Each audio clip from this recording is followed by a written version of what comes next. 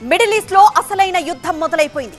గతేడాది October 7న Israel పాలస్తీనా మధ్య మొదలైన యుద్ధంలోకి ఇప్పుడు ఇరాన్ ఎంటర్ అయింది. ఇజ్రాయెల్లోని టెల్ అవీవ్, జెరూసలేం టార్గెట్ గా రాత్రి భీకరమైన క్షిపణుల వర్షం కురిపించింది. ఇజ్రాయెల్లో ఎయిర్ రైడ్ సైరన్ల మోతతో ఆందోళనకరమైన వాతావరణం కనిపిస్తోంది. యాంటీ మిసైల్ సిస్టంతో ఇజ్రాయెల్ ప్రతిఘటన మొదలుపెట్టింది.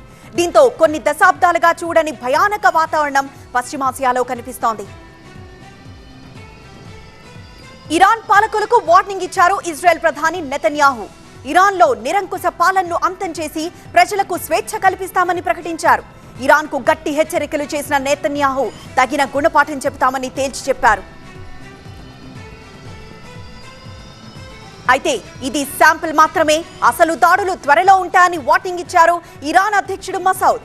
అటు ఇరాన్ సుప్రీం లీడర్ ఖమేనీ ప్రకటన చేశారు. దేవుడి దయతో ఈ దాడి చేశామని, రెచ్చిపోతున్న జియోనిస్టులకు ఇది చావు దెబ్బ అన్నారు. ఇరాన్ దాడికి రెడీ అవుతోందని ముందుగానే పసిగట్టి ఇజ్రాయెల్ ను హెచ్చరించింది అమెరికా. ఇజ్రాయెల్ ను కాపాడడానికి యుఎస్ మిలిటరీ సహాయపడుతోందన్నారు బైడెన్. ఇజ్రాయెల్, ఇరాన్ మధ్య పరిస్థితులను ఎప్పటికప్పుడు ట్రాక్ చేస్తున్నామన్నారు. ఐక్యరాజ్యసమితి భద్రతా మండలి అత్యవసర భేటీ అవుతోంది. ఇజ్రాయెల్, ఇరాన్ యుద్ధం పశ్చిమాసియాలో ఉద్రిక్తతలపై చర్చించబోతోంది.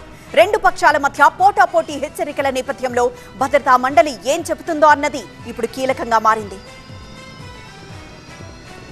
వరుస దాడులతో ఇజ్రాయెల్ రాజధాని వణికిపోతోంది. సీన్లోకి టెర్రరిస్టులు కూడా ఎంట్రీ ఇచ్చి కాల్పులకు తెగబడ్డారు. మెట్రో స్టేషన్లోకి చొరబడి కాల్పులు జరపడంతో 4 చనిపోయారు. ఇప్పటికే 2 టెర్రరిస్టులను కాల్చి చంపింది ఇజ్రాయెల్ ఆర్మీ. ఇరాన్ ఇజ్రాయెల్ యుద్ధంతో భారత్ అలర్ట్ అయింది. ఇజ్రాయెల్లో ఉన్న భారతీయులకు ఇండియన్ ఎంబసీ ఎవ్వరూ బయటికి రావద్దని హెచ్చరికలు జారీ చేసింది. టెల్ అవీవ్ లో జాగ్రత్తగా ఉండాలని భారతీయులకు అలర్ట్ వార్నింగ్ ఇచ్చింది. ప్రస్తుతం ఇరాన్ కి మద్దతుగా కొన్ని దేశాలు నిలిస్తే ఇజ్రాయెల్ వైపు అమెరికా, ఆస్ట్రేలియా, బ్రిటన్ సహా మరికొన్ని కంట్రీస్ ఉన్నాయి. ఇరాన్ ప్రత్యక్ష యుద్ధంలోకి దిగడంతో పశ్చిమాసియాలో ఉద్రిక్తతలు మరింత పెరిగిపోయాయి.